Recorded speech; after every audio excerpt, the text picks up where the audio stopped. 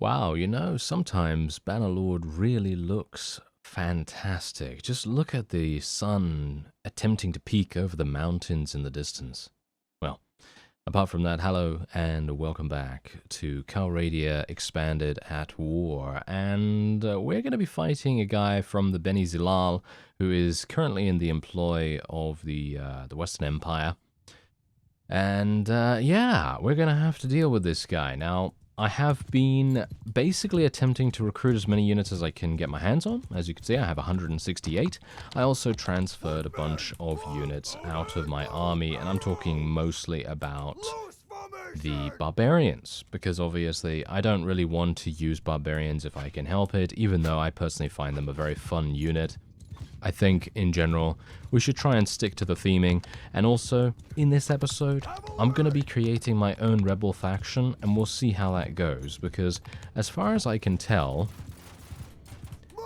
the way that it works is even if a particular rebel faction fails to do anything specific, it doesn't actually result in anything bad for the rebel faction themselves.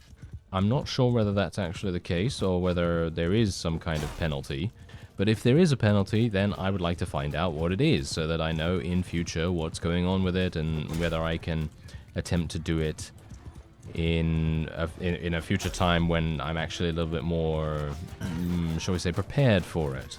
So I'm hopeful that we will be able to do that after this. And I do have a decent amount of support, do bear that in mind. I actually have a good amount of support. Ooh, that was a nice hit right there. But yeah, we have, good support. We've got good relations with quite a few of the Vlandian vassals, but do bear in mind we don't have a massive amount with a lot of them. So, for example, we have 100 relation with a small smattering, and then the wider amount of vassals, we have a very neutral relation with them. So they don't really dislike us in any way, which I suppose is good. I mean, you know, as long as you have a neutral-ish relationship, that should be okay, right? I mean, I think that should be fine. But anyway, let's tell our forces to charge in now. I'm doing some pretty nice damage with my polearm here. I think what I'm potentially going to do as well is I'm going to start switching to my one-handed in cases like this, and maybe attempting to do a little bit of damage with it, because that's going to level up my one-handed weapon proficiency. And as we've seen in the previous episode, for example, that is a prime example of why that is kind of necessary. It's just way too slow for me at the moment. I am way too slow in my swing speed. It's just super bad, because when I'm in a situation where I'm outnumbered or something along those lines, I'm going to be taking this guy prisoner, by the way, because there's no reason for me to let him go. And also, I do want to level up a whole bunch of units. This was also one of the reasons why I wanted to attack him in the first place. And we get some prisoners too. But yes, anyway, that is the whole point. When we are in an outnumbered situation, or if I'm doing a 1 versus 1, I don't really want to be in a position where I'm thinking to myself, okay, I can't really swing here because I know that I'm just way too slow and I will never be able to beat this person from a standing stance in the same way that they can beat me, you know what I mean? So if we're both standing at attention and we're just about to swing, they are more than likely going to hit me first, which is obviously going to be a pretty big problem. You know, that is a pretty glaring issue. Anyway, 63,000 to be gained here. Another little bit right there. Another 12,000. Pretty good. Yeah, my caravans are giving me a pretty decent amount of cash as well. I've been getting about 1,800. Weirdly enough, my last payment was only was only 900 right there. Not entirely sure what's going on with that, but oh well. Never mind. Anyway, Lagater was actually under siege by an army from the Vlandians, and I thought to myself, oh, that's pretty good. That's actually fantastic. But apparently they have now moved on, or they were defeated, and I did not notice, which might very well be the case. So I'm just going to level these guys up once more. Take all the loot. I should probably try and level... Oh, yeah, I should probably level up my roguery skill, shouldn't I? I should level up my roguery skill. I should level up my... Well, my everything, to be honest. I should try and level up every single thing in the world. Okay, yeah. I guess I'll fight this guy, but I'm just going to auto-resolve it, as this is generally a really good way to just gain quick experience, quick loot, and then we can still continue to move on the world map. So I'm just going to let this guy go. Look at this, another nice 16 troops leveling up. I will take the most expensive units that they have available, and then we'll move on. And there we go. Okay, so let me just very quickly stop off at Maranath. We do have a whole bunch of units that are potentially able to be sold to the ransom broker. And then I will be taking a look at the kingdom screen in an effort to create my own rebel faction, and we'll see how it goes. Oh, apparently Seonon is now under siege. You know, I should probably increase the amount of people in the garrison there. I think I should maybe tweak my improved garrison recruiting settings or something like that. It might make sense for us to do it, because as it stands, this is our only town, and it kind of really helps us quite a bit to have a town. So, oh, they don't even have that much. They don't even have that much. Okay. Let me see. Oh dear. Really? Oh, this is awful. This is really, really bad. Okay, can I disband? Oh, I can force these... Okay, I can force these armies to disband. Now, this guy's actually defending Seonon, as you can see right here. Thankfully, I actually noticed that before I clicked the disband button. I mean, obviously, I'm not going to actually force them to disband in the first place, because they might be doing something pretty important, and who knows whether Mr. Wilder is actually going to do anything, you know, because he might very well get himself so damaged by the garrison at Seonon that it's not really going to result in much at all. So hopefully that's going to work. I'm going to get some more money for ransom from this guy for some reason. I don't even know who that is. And we are now going to be creating our very own faction. So, create faction. Secession. Withdraw from the kingdom. Members of this faction will form a new kingdom. Okay. The kingdom can only have one abdication faction. Force the leader of the kingdom to step down.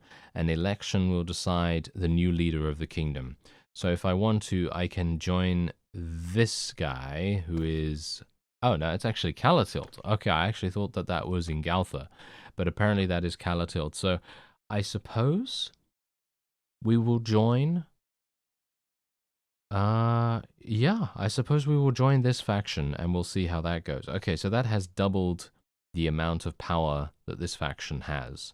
So we're joining that faction and we're going to see what happens. Because, I mean, here's the thing. Technically, we are still part of the Vlandian kingdom, and that has not changed. And that's the reason why I was a little bit confused about how this was going to work. But I'm intrigued, nevertheless, to see how it goes and where it leads. And we'll see what happens. But anyway, I'd like to fight Catella if at all possible. Hello. Why are you attacking one of my villagers? It's not particularly nice of you. I'm actually just going to go in here manually. She does have quite a bit of combat strength. A little bit more than normal for an auto-resolve. Might lose more than 5-10 units. And I don't really want that. So we'll see what we can do instead. I'm actually just going to put my archers around about here. I'm going to keep them in the line formation, I think, because... putting them in anything like a loose in a village is probably not going to work out too well for me. It's probably going to result in them being kind of useless or partially useless because they're consistently walking into walls and being blocked by a variety of different things in their way and so on. Oh yes, we really do need to charge in. I'm just going to basically charge everyone in right now because the enemy, apart from the fact that you can quite clearly tell they don't have very high tier units, they are just going all out against us right here, which is, I suppose, to be expected. I mean, what can you really expect if we are attacking them in a village and the travel distance between the two forces is so minuscule? They are, of course, going to be attacking us. So let's see if I can get a couple of kills with my one-handed. Yes, I'm terrible. You know, it's one of those things. It's really one of those things. I really do not like fighting with a one-handed on horseback. It's kind of amusing because I used to love it in Warband. I used to find it so fun. You know, fighting on horseback with a one-handed, you know, I think my favorite weapon was the cleaver. You know, the cleaver with 35 cutting damage. Those were the days. Those were the days. One-handed weapon on horseback. Really, really fun. But no longer. No longer. In Bannerlord, it is very different, because the angle of attack is, well, it has been modified. It has been changed, and it's not as satisfying to attack in that way, which is fine, because they have improved spear combat, polearms, two-handed on horseback. So generally, you're just swapping one-handed for polearms and two-handed on horseback, and one-handed is obviously for fighting on foot much more, and that is to be expected, of course. I really don't have a problem with that, and I think that's a logical conclusion to make, because let's face it, using a one-handed on horseback is going to be pretty difficult, dependent on the reach, obviously, of your weapon. But for the most part, I would definitely say that is it's a good improvement. It is a good improvement, but it still grinds my gears pretty hard whenever I'm unable to hit anything just due to the angle. And there's Belgier. He's finally turned up. Do you think he's going to be able to get into something here? I think he will. Get him? Yeah, there we go. That is what I'm talking about. Okay, this is fantastic. So, I will just be continuing to make money, and we're going to go into this large-scale battle. Oh, yes. I know in the previous episodes I haven't really gone into large battles, but I think it's about time that we go into one and actually see what's going on here. What is going on with the units? Ah, never mind. Okay, that is a little disconcerting, I've got to say. Okay, so at the top of the screen it says 87 versus 165, right? And obviously the Vlandians are outnumbering the Sturgians. But at the 87 number, that is only my forces. It is only counting my forces on the battlefield, and it is not actually counting the total number of Vlandian units that are currently deployed.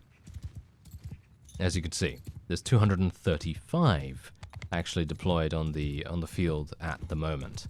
So that is a little bit, shall we say, misleading? I think that's a bit misleading, but obviously that's not really that big a deal because we don't even have to worry. You know, we can just press tab and have a look at that. But I think I don't know, I feel like maybe the display at the top is basically saying what number of troops I can command personally in comparison to, you know, the total number of units, I guess. I suppose that's what's actually going on there. Whoa, she got murdered. Wow, that was brutal right there. Did you see that? She literally got headshot or something, or just absolutely bombarded by whatever it was, crossbow bolts or something. And that was all she wrote. Yes, almost literally right there. I'd like to eliminate that guy on the horse, but maybe it would be more effective for me to head over this way.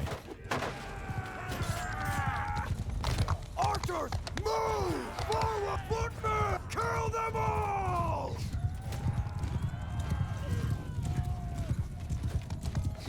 Come on!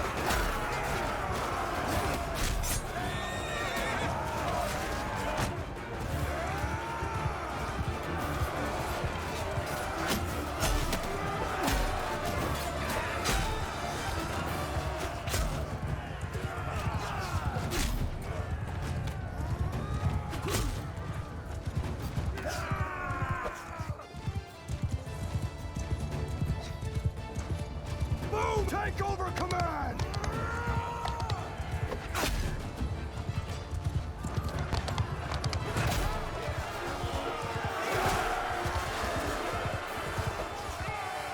Infantry, move! Infantry, move! Archer, forward!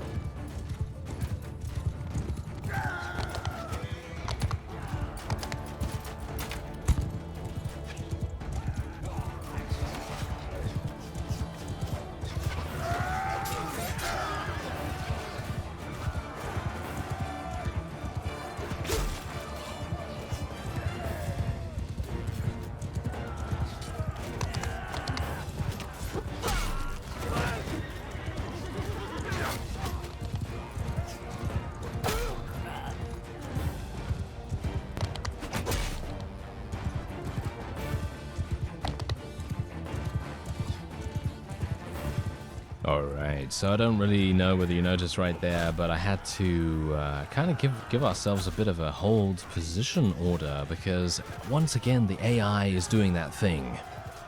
Yeah, they're doing that thing where I actually loathe that particular AI behavior that they seem to have sometimes, where they basically just stand at the back and they don't do anything. It's actually kind of frustrating, because I'm thinking to myself, I'm sending in my own forces here to try and, well, help out a little bit, I suppose. I mean, I'm not obviously trying to, I don't know, reap all of the rewards. I'm certainly not trying to do that. I'm just trying to lend a hand and to try and reduce the amount of casualties that the Vlandians are getting. And obviously, if I can, in the process, gain some decent experience for my forces, then that's all very well and good, and that's much better for me. However, the way that the AI does things in these situations is... oh, I don't know why they do that. I really don't know why they do that. We have such an overwhelming advantage right now, and they even had the advantage from the very start. It's kind of strange to me. Oh, I might actually die here. Oh yeah, I think I'm dead.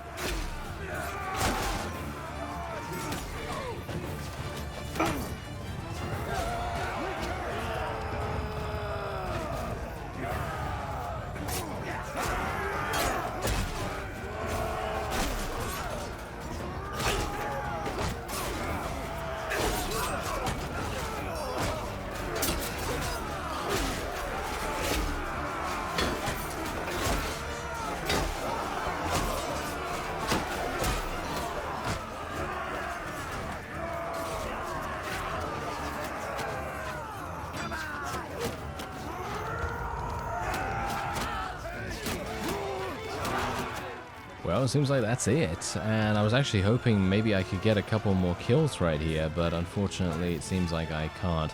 I'm 196 in one-handed now, and I still feel like I am literally at about 50. It really feels super, super bad and very, very sluggish at the moment, so it might very well be the case that I either need to change my weapon, so either I need to change from a sword to using something else, or I just need to stick with it as much as I possibly can and then see what's going on there. But I think my swing speed is at, I think it was at, what was it, 84 or something like that with this current weapon, so it's maybe not even that good. If it is 84, then that is understandable why it's so slow. But if it's higher than that, then I am gobsmacked, really am. Anyway, let's take a look at this guy. Let's see. He is actually the leader of his clan, so I will be letting him go. What about this guy? Vashorki is the leader. Okay, that's absolutely fine. Tequila, I think, is... yeah, that's Roland. I really don't care about Roland at all. I think he's a terrible person, and he's kind of a faction hopper as well. At least that's what he was in the previous series. And I don't really want to deal with him, but I'm going to continue trying to gain as much relation as possible, because I really want to test out just how much relation I need to be able to persuade any of these guys to join me, or at the very least to join my faction. So there we go. Alright, so we have a bunch of prisoners. I am going to be swapping most of these around so that the auto sorting thing can take the highest level prisoners, because that's exactly what happens, which is really fantastic. So if you're worried about taking the most expensive prisoners, you can basically just go deposit your current ones and then take the other ones back, and then you get the highest ranking ones, which is really good because they obviously sell for the most. Anyway, let's continue onward. And okay, so what is the speed? What is the speed that I currently have? I have 86. Okay, that kind of makes sense now, I suppose. I really do need to get something that is much faster. I'm looking for maybe swing speed of around 100, maybe even more than that. That would make a really big difference. And there we go. All right, so my attribute point is now working, by the way. It was as I thought. As I mentioned in the previous episode, I did not enable it in the launcher. Everything else was working absolutely fine. You know, I unblocked it, I made sure that it's compatible with the version, and I mean, obviously, you know, the attribute per level mod is not actually version specific as far as I'm aware. I think it just works inherently because it's not not an intrusive mod in any way. Anyway, let's just take a quick look here at the riding perk for 150. Increase your mounted melee damage by 5%. Melee cavalry in your formation deals 5% more melee damage. And the other thing is ranged. Yeah. Well, obviously ranged is not really going to help me out here at all. Alright, so do I want to go for more smithing? Well, yes, probably, because that's going to give me the opportunity to increase my endurance. And yes, I know. There was actually someone in the comments that made a very good point. And the point was that the reason why a character is not able, and this is something that actually hadn't dawned on me until this comment kind of opened my eyes a little bit more to the whole situation, because obviously in Warband, if you think back to Warband and you think on how that was, and the way that companions worked in that, and the way that everything kind of melded together, because every single companion had a specific skill that they were really good at. So for example, you'd have an engineer, you'd have, I'm going to level up riding skill, by the way, and we're going to level up intelligence as well. Okay, so yeah, so you'd have a companion that's good at engineering, you'd have a companion that's good at medicine, you'd have a companion that's good at pathfinding and spotting, and generally you'd have a lot of different companions that focus on different party skills. However, in Bannerlord, the way that they have kind of made the companions doesn't make you want to recruit them. Because they're all, at least as far as I can tell, they're all seemingly quite random. And it's very difficult to think to yourself, oh, I'd really like to get this guy to join me with his 120 in crossbows, but he has 120 in scouting, and that's basically it. But the way that it works is very... it doesn't really work. And I think your comment also touched upon that as well, about the fact that the companions are generally not as fun to work with as they were in Warband, because they always had a personality of some kind, and they always had companions that they would also get along with. And I thought that was a really cool system, because that meant that you had to do a kind of careful balancing act between the particular companions that you just happened to come across, or you sort them out very specifically to make sure that your party had no difficulties with compatibility and all that stuff. So it really made a huge difference.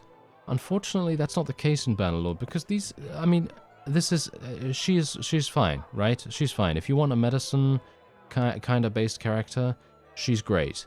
However, the problem is, when you actually get to her skills, I mean, obviously I can't check her skills right now because she's not even in my party, but if I were to take a look at someone else, for example, Drusabalda here, she was already level something, right? She was already level something. I don't even know what level she was when she joined, but you can see here, she's got random amounts of focus points in all kinds of stuff, and this stuff doesn't even help her, and that's the problem, you see. In my opinion, and this is exactly what your comment was touching upon as well, every single companion, in my opinion, needs to have their base level be at 1 or be at 5, maximum. They cannot be given to the player at a higher level, because otherwise it's going to take way too long for you to get them into the certain mold that you want them to fit. So, for example, if I wanted to make her into a scouting companion, well, then obviously I could do that. But then look at this. Look at what's going on here. Why do I have one focus point in steward, leadership, trade, charm, medicine, engineering, smithing, throwing, polearms? Why do I have all of this, basically redundant focus point usage? And that kind of makes me sad, because I personally think that the companion system is great in Bannerlord. I think it's great, but Warband, in my opinion, did it better. And that's sad, because this is supposed to be the better version, This is supposed to be the better version. And I know what they're trying to do. They're trying to make it so that companions are more interesting to interact with, because if you're a veteran of playing Warband, you know what kind of companions you're going to go for straight away. You know what kind of companions you're going to go for, because they're always the same every single time. You're always going to be starting a game and you're going to think, okay, I'm going to go for Jeremus, I'm going to go for Artimena, or I'm going to go for Ymira, or any of these people. And you're going to try and make sure that they're obviously compatible as well. I don't think Jeremus and Artimena actually get along, so maybe that's not a good idea, but I'm just kind of trying to give examples. But yeah, the whole point that I'm trying to make is that in Bannerlord, if they want the companion system to be better, they need to make it so that you get these companions early enough in the game so that they are at level 1 or between level 1 and level 5. I think that would make the most sense, because as it is in Warband, they are already spec'd into some stuff, obviously. I mean, obviously, focus points are not even a thing. Focus points are not a thing in Warband. You just have skills and you have proficiency points, and you can place those, and skill points and all that stuff, and you can place those in the certain categories that you want to focus on. But they're never usually in a situation where you think to yourself, wow, these points were really wasted. Although, if they were, it doesn't really matter, because they're at such a low level that you can mold them into however you want. You can make them, into hardened warriors with two-handed axes. You can make them into heavy cavalry. You can make them into archers. You can basically make them into whatever you want, because they do start at such a low level that it really doesn't make any difference whether they start with some redundant points in something or another. So it really does make a huge difference. But thank you very much, by the way, for that comment, because that really actually did help me to kind of see exactly why the companion system is so, I'm not going to say janky, but it's kind of uncomfortable. It's kind of uncomfortable because you think, oh yeah, this companion looks good, looks great, got a whole bunch of skills and everything, but it doesn't really make you feel like you're being rewarded for spending any time on them. You're kind of thinking to yourself, oh yeah, this guy's got some good stats, but do you think any further than that? Not really. And in Warband, that was obviously very different. In Warband, you were consistently thinking to yourself, what should I spec this companion in? And you were kind of excited to see that Jeremus or Ymira or something had gained a level. And you'd think, oh yes, I'm going to spec my next point into Surgeon or into Engineering in the case of Artimena or something like that. Or if you were, using Deshavi, then you'd be like, oh yeah, I'm going to spec her into Pathfinding and Spotting, but also I'm going to spec her into Looting as well. I'm going to try and focus on 2 things. Or whatever. I'm just kind of ranting on a little bit now, so I apologize. But, I'm kind of wanting to just explain exactly my thought process about that. And maybe you're going to give me a different perspective, And I mean, I'm always happy to hear different perspectives, because as this comment demonstrates, I don't think of everything, obviously. I mean, I'm just one person. There's obviously no way I'm going to think of everything. So I very much welcome any alternate viewpoints on the companion system. And yeah, maybe you agree with me, maybe you don't. Maybe you have a different way that they could rework the companions, because I don't think that the Bannerlord companions are bad in any way. I don't think that the way that they're randomized or anything like that is bad. I just think the amount of focus points that are wasted is sad, because when you get these guys, you think, oh yeah, I want to make this guy into this, and then you think, oh, he's already level 15 or whatever, and it's just really, really hard to level them up then. So that's all I'm thinking. Anyway, just gonna speed things up a little bit. I got to be careful not to run off into the red zone, the red area of the map. And it's actually hilarious to see all these guys running around in super speed. They're kind of like, I don't even know what they're like. They're kind of like, I don't know, crazy. They're just flitting around like bees or something in a hive or something like that. That's pretty crazy. All right, there you go. We did manage to defeat another Western Empire army, which is always nice. And we can obviously let this guy go, I believe. This guy, I think, is actually the leader. Yes, he is, indeed. Garios, he's the emperor himself, so I actually don't think I need to do anything with him. I think we can pretty much just take him prisoner. He's not too pleased about it, but I think he'll be fine. He didn't seem to be too upset by it, and he didn't insult me, at least. Yes, there are many of those that actually do that. I think Calradia does that. So he's kind of gunning for me a little bit, I think. Anyway, let's go back to Seonon real fast. Why am I going this way? This must be the fastest way, right? I mean, obviously the pathfinding thinks that this is the fastest way, so I guess I might as well. Anyway, I might give away Gersagos Castle in a deal sometime. You know, maybe I can do a trade, because I have about 500,000 gold now, so it might make sense. Anyway, let's just ransom Mr. Garios. And I'm going to just go and attack these guys because I want my village to be protected. Thank you very much. And we'll just let her go. And then we'll move on. There we are. Alright. So let me just take a quick look at the kingdom here. I want to see what's going on about this. Okay, so here are the participants. It's literally just me and Calatild's clan. I'm wondering how this is going to work. How does this actually work now? Because I don't know how we're supposed to get people to join us, you see. How do we get other clans to join us? Maybe I can message them or something? Maybe I can message them and we can see how that goes, maybe? Let me actually just take a quick look. We have not met Aldrich at all, which is a pretty bad thing indeed. What about... Oh, well, you know, I'm gonna have to do it off screen, I think. It's gonna take me a little bit of time to look at stuff. But anyway, let's take a look at the combat strength real fast. Sturgia, as you can see, is not doing very well. The Western Empire is still holding on pretty well, and you can see here, look at this.